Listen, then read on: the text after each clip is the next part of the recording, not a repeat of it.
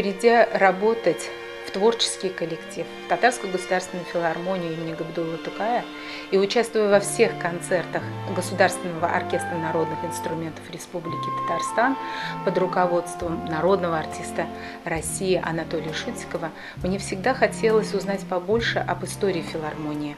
Ведь филармония существует очень большое количество лет, и очень многие артисты прошли этот же творческий путь, что и я прохожу сейчас.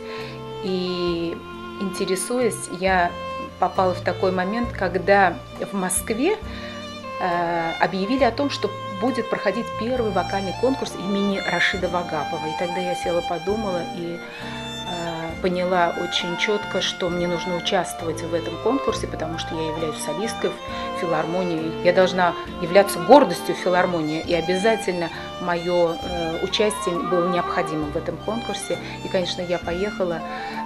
Самое интересное, что попался мне в жеребьевке самый последний номер, и я прослушала всех участников, всех конкурсантов, и только самый последний, участвуя, я спела заготовленное уже произведение для конкурса. И знаете, с большим удовольствием я могу сказать, я стала лауреатом первой премии конкурса, и это меня вдохновило еще больше.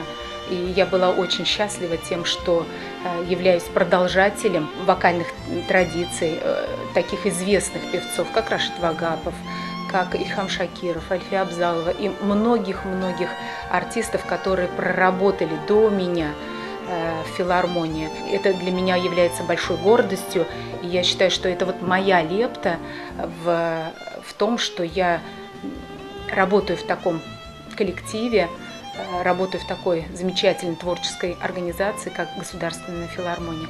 И, конечно, мне очень хочется хотя бы один куплет спеть известную песню Салиха Сайдашева «Бибисара».